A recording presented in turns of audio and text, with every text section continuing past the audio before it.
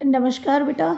मैं ये कहना चाहूँगी कि जैसे ही हमारी अभी बात जो है आपको पता है कि सीएम से होने वाली थी और मैंने आपको बोला है कि सीएम के लिखित मांग के बाद सीएम जब हमें लिखित रूप में देंगे तभी हम यहाँ पर आपको बोलेंगे। याद रखिएगा, कुछ लोगों के द्वारा अफवाह फैलाई जा रही है, ग्रुप को भी डिलीट किया जा रहा है ना। और हमें हमें जितनी यूनिटी है ना, अलग करने की कोशिश किया जा रहा है। अरविंद भदौरिया सर की तबीयत बहुत ज़्यादा ख़राब है, इसलिए वो आईसीयू में एडमिट है बेटा। और अभी अभी मेरे को होश आया है।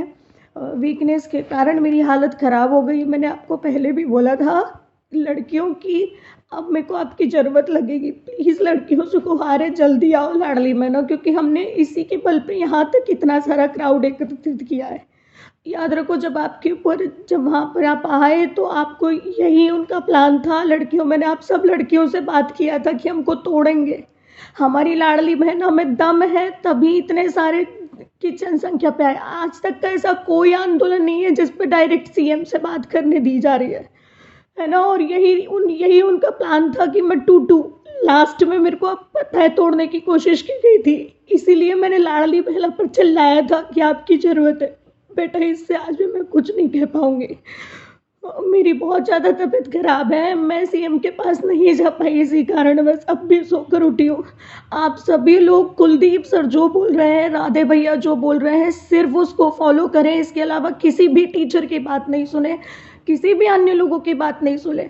और जितनी ज़्यादा से ज़्यादा इस बात को फैला सकते हैं जल्दी फैलाओ। अभी आंदोलन खत्म नहीं हुआ है, याद रखना, है ना। आंदोलन तभी खत्म होगा जब हमने बोला था जो मांगे हैं हमारी, है ना। इससे ज़्यादा अभी मैं कुछ नहीं बोल पाऊँगी, मैं नहीं उठूँगी। मैं बोल रही हूँ लड़कियाँ ज़्यादा से ज़्यादा आगे आओ।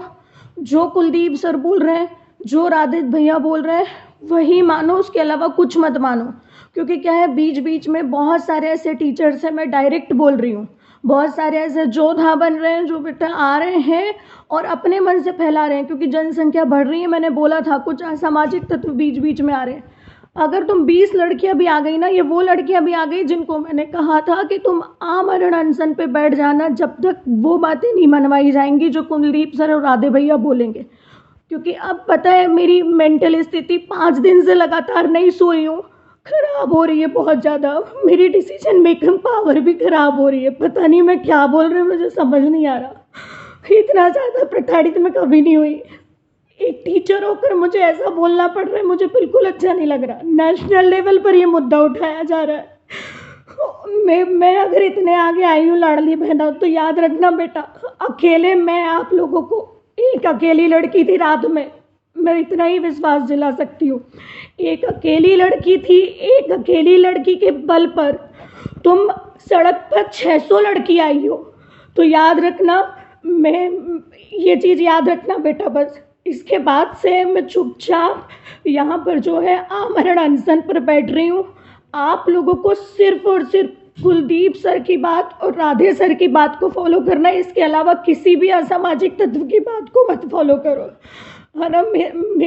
इवन मेरा भी दिमाग में मुझे नहीं पता क्या चल रहा है ना। एक टीचर को यार इतना ज़्यादा मेंटली वो करा जा रहा है। मेरा ये पहला आंदोलन है, मुझे नहीं पता। बस मुझे इतना पता है कि हमने जो मांगे रखी थी वो मांगे हमारी पूर्ण होना चाहिए। तो प्लीज़ लाडली बहना, एक टीचर को रोना पड़ता है, मैं हार नहीं मान सकती, याद रखो। और मैं ना आपका विश्वास टूट सकती। जब तक हमारी जो सीएम से बात नहीं होती तब तक कोई भी ह्यूमर मत फैलाओ। ग्रुप एक डिलीट हो गया है, हमारा सबसे बड़ा पावर हम ही है और हमको कम्युनिकेशन एरर पैदा की जा रही है। सिर्फ बार बार बोल रही हूँ कि कुलदीप सर और राधे भैया की बात मानना, क्योंकि पूरे नेटवर्क तोड़ दिए गए। अरविंद सर आईसीयू में, और मेरे को अब जाके समझ में आ रहा है कि लाडली बहनों को तोड़ने की कोशिश की जा रही थी। अब जाके होश आया है मेरे को। तो प्लीज़ जब तक सीएम